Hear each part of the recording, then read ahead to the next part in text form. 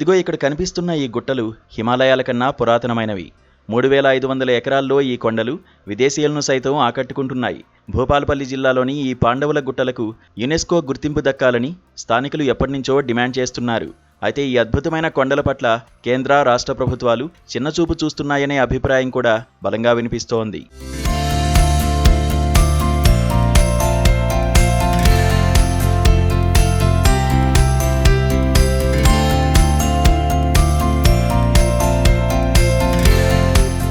పాండవుల గుట్టలు చూస్తే చాలు ప్రకృతి సౌందర్యమంతా ఇక్కడే కొలువై ఉందా అన్నట్టు కనిపిస్తుంది. అరకు అందాలు, బొర్రా గుహలు, రంపచోడవరం అడవులు ఇలా అన్నీ కలగలిపితే ఒక్క పాండవుల గుట్టలోనే ఉన్నాయనే ఫీలింగ్ కలుగుతుంది.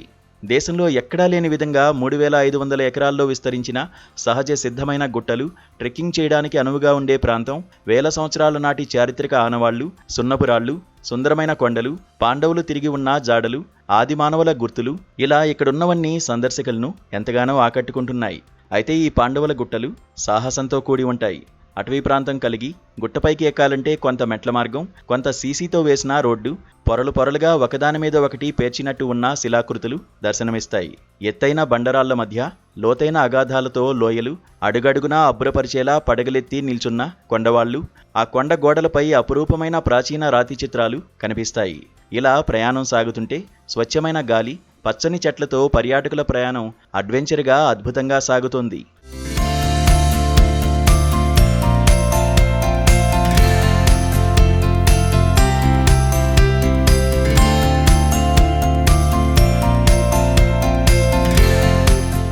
అయితే పూర్వం ఇక్కడ పాండవులు పర్యటించారని పెద్దలు చెబుతారు.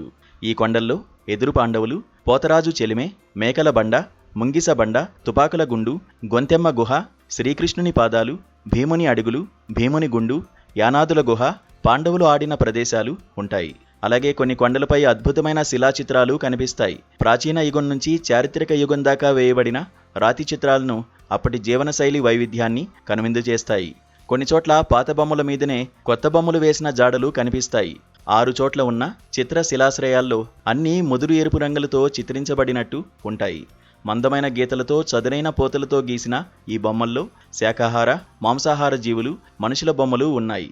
వీటిలో జింకలు, చేపలు, మేకలు, కుక్కలు, ముళ్లపందులు, కుందేళ్లు, తాబేలు, పాము, చిలుక, సీతాకోక చిలుకలు, కొండెంగ, నెమలి, కప్ప, బల్లి, ఎలుగుబంటి, పెద్ద పుల్లు, వాళ్లతో మనుషులు, పులి వంటి జంతువులు, సరీసృపం వంటి పెద్ద జంతువులు, కుందేళ్లను తరుముతున్న కుక్కలు, కుక్కలు చుట్టి నిల్చున్న మనిషి, త్రిభుజాలు, త్రిశూలం, చుక్కల వంటి రేఖాకృతులు, కొన్ని శిథిల చిత్రాలు, ఇవేగాక గొంతెమ్మ గుహలో చేతి గుర్తులు, యుద్ధం చేస్తున్న వీరుల బొమ్మలు ఉన్నాయి. పాండవుల గుహలో పంచపాండవులు, కుంతి, ద్రౌపది, ద్రౌపదుడు, పాండవుల పెండ్లి, శేషసాయి, గణపతి, శివలింగం, ఆంజనేయుడు, బ్రహ్మ, సరస్వతి చిత్రాలు దర్శనమిస్తాయి.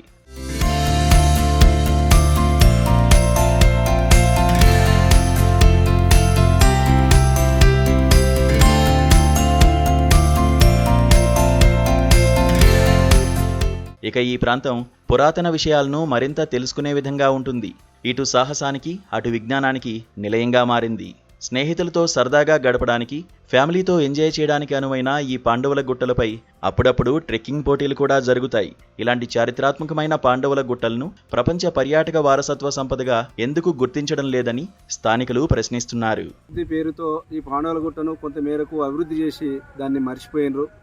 ఒకవేళ కనుక అభివృద్ధిని అదే విధంగా కొనసాగితే ప్రపంచ స్థాయి గుర్తింపు కనుక తీసుకొస్తే, ఆ ప్రపంచ స్థాయి గుర్తింపు కోసం కేంద్ర రాష్ట్ర ప్రభుత్వాలు కృషి చేస్తే ఈ ప్రాంతంలో ఉన్నటువంటి కొంత మందికి ఉపాధి దొరికే అవకాశం కావచ్చు, ఈ ప్రాంతంలో ఉన్నటువంటి పరిసరాలు అభివృద్ధి చెందే అవకాశం ఉంటుంది.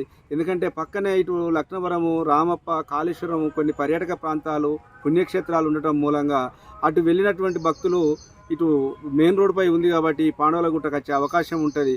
కాబట్టి సంబంధిత అధికారులు, టూరిజం డెవలప్మెంట్ వారే కావచ్చు, ప్రభుత్వమే కావచ్చు, లేకపోతే కేంద్ర రాష్ట్ర ప్రభుత్వాలు కలిసి ఉమ్మడిగానే కావచ్చు, ఖచ్చితంగా ఈ పాండవుల గుట్టల్ని అభివృద్ధి చేయాల్సిన అవసరం ఉన్నది.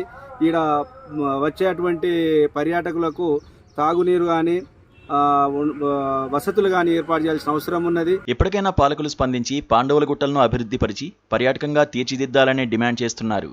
తద్వారా పర్యాటక అభివృద్ధితో పాటు ప్రాంత ప్రజలకు ఉపాధి అవకాశాలు పెరుగుతాయని పలువురు అభిప్రాయం వ్యక్తం చేస్తున్నారు.